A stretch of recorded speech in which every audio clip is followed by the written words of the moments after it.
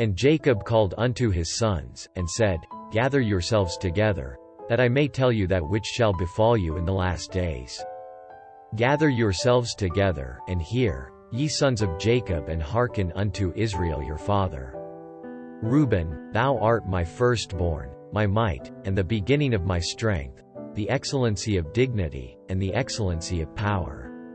Unstable as water, thou shalt not excel, because thou wentest up to thy father's bed, then defiledst thou it. He went up to my couch. Simeon and Levi are brethren, instruments of cruelty are in their habitations.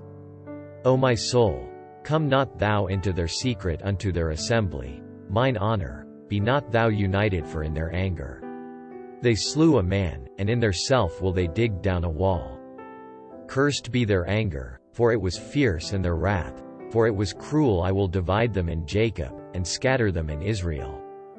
Judah, thou art he whom thy brethren shall praise. Thy hand shall be in the neck of thine enemies. Thy father's children shall bow down before thee. Judah is a lion's whelp from the prey. My son, thou art gone up. He stooped down. He couched as a lion, and as an old lion who shall rouse him up.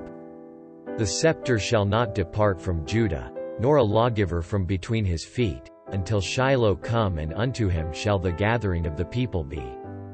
Binding his foal unto the vine, and his ass's colt unto the choice vine. He washed his garments in wine, and his clothes in the blood of grapes.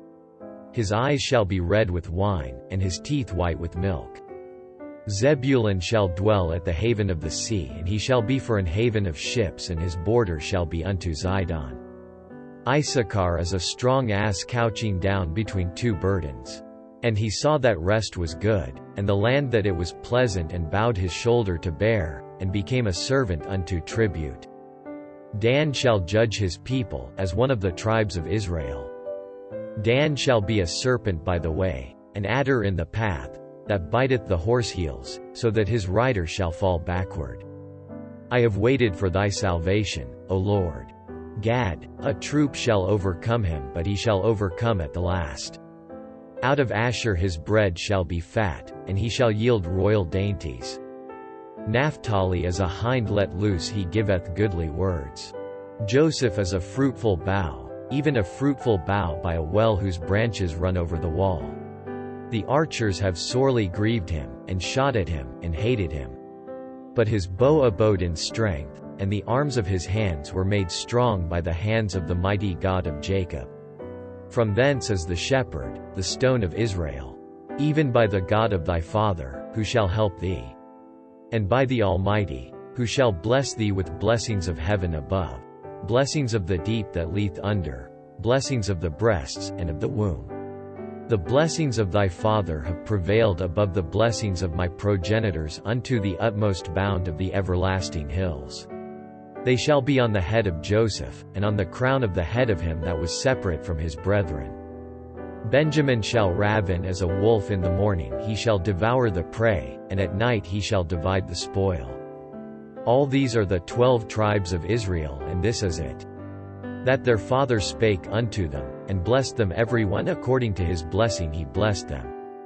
And he charged them, and said unto them, I am to be gathered unto my people. Bury me with my fathers in the cave that is in the field of Ephron the Hittite, in the cave that is in the field of Machpelah, which is before Mamre, in the land of Canaan, which Abraham bought with the field of Ephron the Hittite for a possession of a burying place. There they buried Abraham and Sarah his wife, there they buried Isaac and Rebekah his wife, and there I buried Leah. The purchase of the field and of the cave that is therein was from the children of Heth.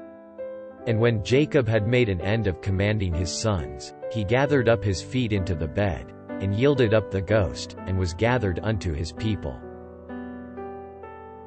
And Joseph fell upon his father's face, and wept upon him, and kissed him. And Joseph commanded his servants the physicians to embalm his father, and the physicians embalmed Israel. And 40 days were fulfilled for him, for so are fulfilled the days of those which are embalmed, and the Egyptians mourned for him 60 days. And when the days of his mourning were past, Joseph spake unto the house of Pharaoh, saying, If now I have found grace in your eyes, speak. I pray you, in the ears of Pharaoh, saying, My father made me swear, saying, Lo, I die in my grave which I have digged for me in the land of Canaan, there shalt thou bury me. Now therefore let me go up, I pray thee, and bury my father, and I will come again. And Pharaoh said, Go up, and bury thy father, according as he made thee swear. And Joseph went up to bury his father, and with him went up all the servants of Pharaoh, the elders of his house, and all the elders of the land of Egypt. And all the house of Joseph, and his brethren, and his father's house. Only their little ones, and their flocks, and their herds, they left in the land of Goshen.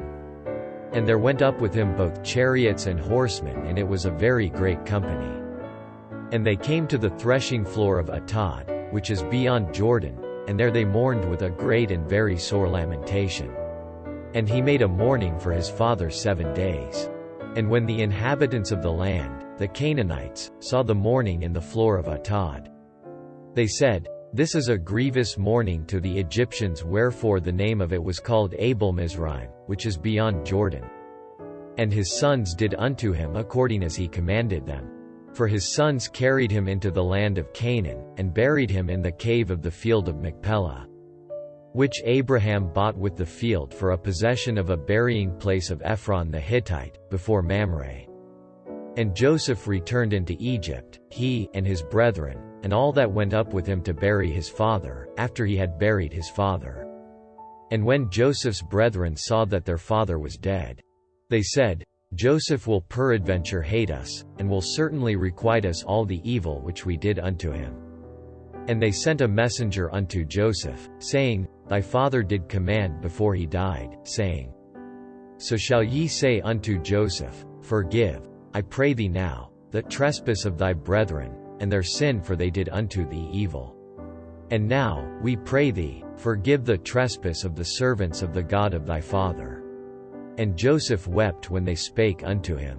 And his brethren also went and fell down before his face, and they said, Behold, we be thy servants. And Joseph said unto them, Fear not, for am I in the place of God? But as for you, ye thought evil against me, but God meant it unto good, to bring to pass, as it is this day, to save much people alive. Now therefore fear ye not, I will nourish you, and your little ones. And he comforted them, and spake kindly unto them. And Joseph dwelt in Egypt, he, and his father's house, and Joseph lived 110 years. And Joseph saw Ephraim's children of the 3rd generation, the children also of Machir the son of Manasseh were brought up upon Joseph's knees. And Joseph said unto his brethren, I die, and God will surely visit you, and bring you out of this land unto the land which he sware to Abraham, to Isaac, and to Jacob. And Joseph took an oath of the children of Israel, saying, God will surely visit you, and ye shall carry up my bones from hence. So Joseph died, being 110 years old, and they embalmed him, and he was put in a coffin in Egypt.